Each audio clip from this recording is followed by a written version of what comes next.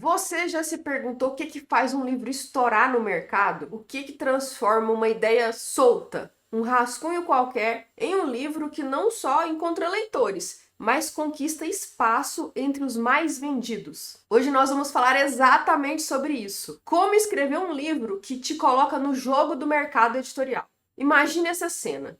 Você entra numa livraria ou abre um site de uma grande loja online e logo na primeira prateleira estão eles, os campeões de vendas. Romances que todo mundo está comentando, thrillers cheios de mistério, dramas familiares que arrancam lágrimas, ou até uma fantasia brasileira que conseguiu atravessar fronteiras. E você se pergunta, por que esses livros e não outros? O mercado editorial brasileiro tem seus padrões. Se você olhar a lista de mais vendidos dos últimos anos, vai encontrar alguns gêneros que aparecem com frequência. Na ficção, o romance contemporâneo com drama e relacionamento, muitas vezes escrito de forma acessível, conquista sempre uma multidão. Os thrillers policiais e psicológicos, como os que lembram as séries da Netflix, também chamam muita atenção. E não dá para esquecer das fantasias. Jovens autores brasileiros têm crescido muito nesse gênero, especialmente quando conseguem unir criatividade com narrativas que se conectam com a nossa cultura. Na não ficção, há outro padrão: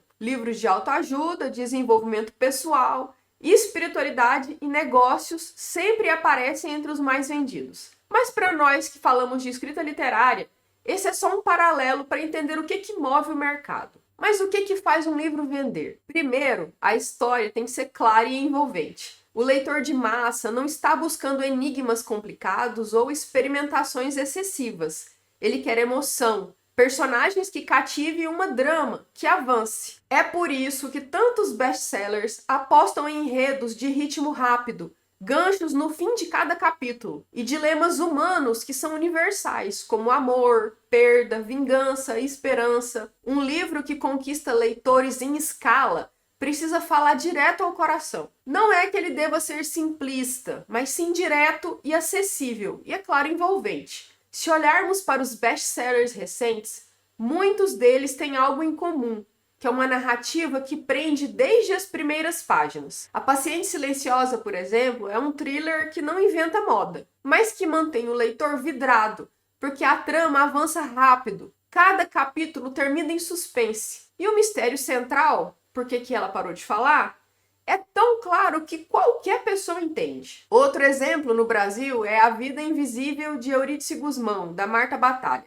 Aqui nós temos uma literatura com mais densidade estética, mas ainda assim clara e envolvente. É uma história que mistura humor, crítica social e drama familiar, mas sem perder a mão na narrativa. O leitor não precisa decifrar enigmas para entender o enredo, porque o livro conversa de maneira direta, trazendo personagens vivos e situações reconhecíveis. Esse tipo de clareza que eu estou falando não é sinônimo de ser raso. É sobre o leitor se situar, se conectar e querer virar a próxima página. Um escritor pode até ousar na linguagem, na estrutura, mas se ele perder o fio da narrativa, que é esse convite silencioso que guia o leitor de cena em cena, dificilmente ele terá alcance de massa. A segunda coisa que faz um livro vender é o posicionamento. Não adianta escrever uma boa história e deixá-la escondida. O livro que vende tem uma capa chamativa, um título certeiro e um discurso de divulgação que conecta a história com a vida do leitor. Não é só o que está dentro, mas também como o livro é apresentado. Escrever bem não basta. É preciso pensar no livro como um produto cultural que precisa ser descoberto pelo público. E aí entra a capa, o título e a forma de divulgação. Repare nos títulos que dominam as listas. O É Assim Que Acaba, da Colleen Hoover, Torturado, do Itamar Vieira Júnior, e Verity, da própria Hoover também.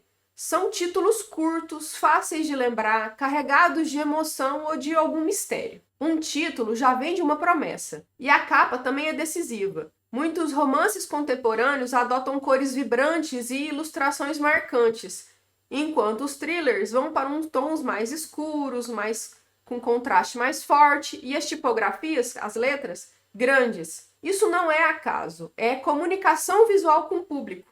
Quando o leitor bate o olho, ele precisa saber intuitivamente do que se trata aquele livro. E eles seguem até um padrão. Mas o posicionamento vai além da capa. Está também no discurso de divulgação. Livros que vendem bem conseguem conectar a sua narrativa com algo que importa na vida do leitor. É como se dissesse: essa história vai te fazer refletir sobre a sua própria família. Ou esse livro vai dar a mesma sensação de ver aquela série que você gosta no Netflix. A mensagem certa, no tom certo, abre as portas para o livro encontrar o seu público. E o terceiro motivo que faz um livro vender bem é o timing cultural. Muitos livros estouram porque captam uma sensação da época. É um tema que está no ar, um estilo de personagem que conversa com as discussões atuais, ou até uma trama que se encaixa no clima das redes sociais. O mercado editorial é, de certa forma, um reflexo das conversas que a sociedade está tendo. Um dos segredos dos best-sellers é capturar esse espírito do tempo. Quando o Torto Arado apareceu, o livro não estourou apenas pelo conteúdo em si, mas também porque encontrou um ambiente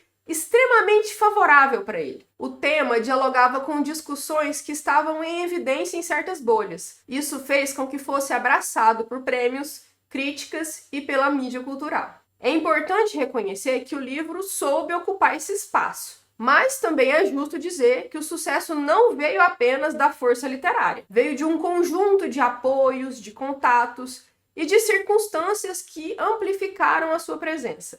Esse caso ilustra bem como o mercado funciona.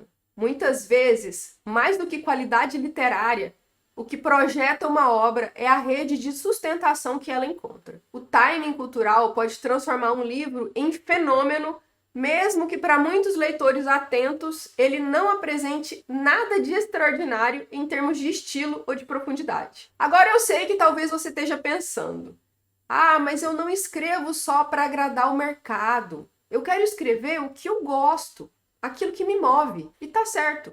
Existe um mito de que escrever para vender e escrever por vocação são caminhos totalmente diferentes, opostos. Mas a verdade é que esses dois caminhos podem se encontrar. Muitos livros que nascem de um impulso genuíno do autor, de algo que ele queria dizer, acabam também conquistando leitores em massa. Porque quando uma história é bem contada, quando a verdade é emocional, isso transborda para o leitor, e aí a chance de se tornar um sucesso cresce naturalmente. Então a pergunta não é apenas qual livro vai vender mais, mas qual a história eu quero colocar no mundo e quanto eu quero que essa história vá longe. Você pode escolher um caminho mais comercial, mirando nos gêneros que hoje dominam o mercado, ou pode escolher um caminho mais pessoal e aprender a contar essa história com clareza, com ritmo e com emoção. E aí sim, conquistar o público que vai se conectar com você. Escrever o livro que te coloca no jogo do mercado não significa se tornar refém dele. Significa entender as regras do jogo, mas também reconhecer que a sua voz, o seu estilo e as suas experiências são o diferencial que ninguém mais tem. Uma chave aqui é não escrever o livro que apenas copia o que já existe, mas o livro que, além de dialogar com o que o público quer ler, também traz algo de novo, aquilo que só você pode oferecer. E sem aquela falácia da história inédita, hein? Porque história inédita não existe. Pode tirar esse peso das suas costas. Todas as histórias já foram contadas. O diferencial do seu livro, da sua história, está na forma como você conta ela e quais detalhes você vai focar. No final das contas, todo escritor precisa escolher o seu equilíbrio entre mercado e vocação. Mas a boa notícia é que, sim, é possível escrever o que você gosta e ainda assim vender bem, desde que você escreva com clareza, revise com cuidado e tenha essa coragem de colocar a sua história no mundo. E aí eu te pergunto, qual vai ser o seu próximo passo? Você vai jogar para vencer o mercado ou vai jogar para vencer a si mesmo? Agora me conta aqui nos comentários quais as suas dificuldades na hora de soltar esse seu livro. Tá difícil terminar a história? Tá difícil revisar? Tá difícil publicar? Ou o mais complicado para você é divulgar o seu filhinho? Vamos trocar ideia aqui, vai que uma dessas ideias te serve. Eu vou deixar aqui na tela um outro vídeo do canal para você ver. Eu espero que você goste, hein? Obrigado por ficar até o final. Te vejo na próxima. Tchau, tchau.